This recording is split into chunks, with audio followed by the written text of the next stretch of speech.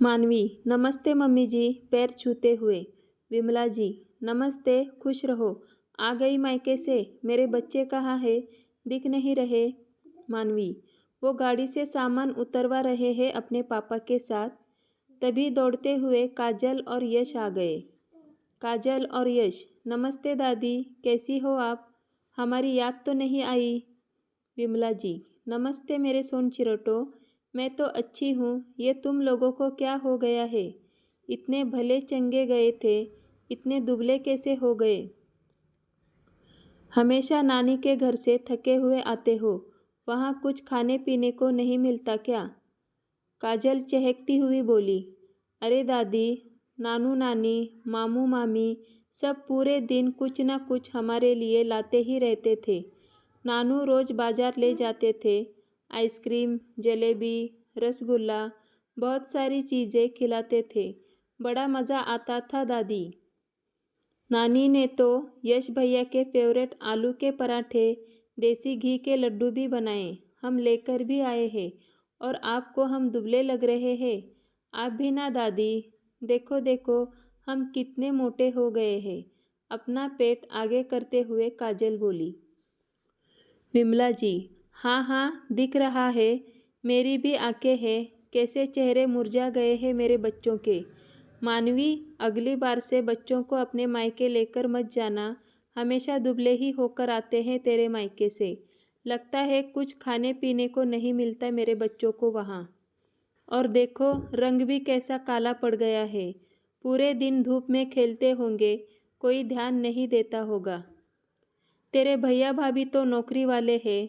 तेरे पापा भी दीवानी चले जाते हैं। घर में बचा कौन? तू और तेरी बूढ़ी माँ, जिनको खुद ही इतनी बीमारियां हैं, वो क्या ध्यान देती होंगी।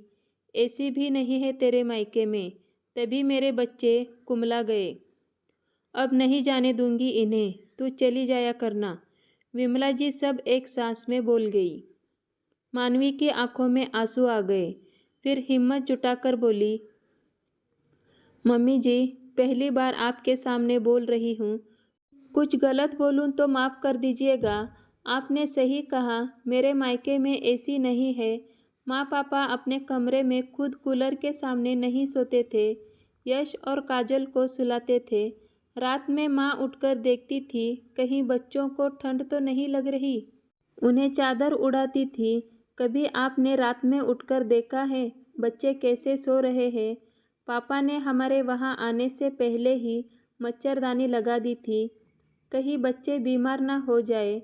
बरसात का मौसम है। भाभी ने हमारे लिए 15 दिन की छुट्टी ले ली।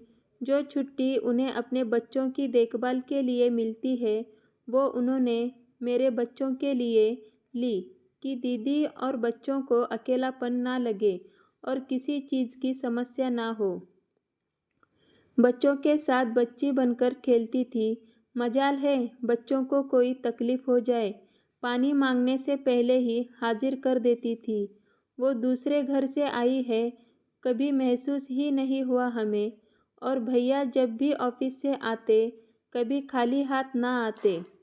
जिस चीज़ की फरमाइश करते वो हाजिर कर देते थे।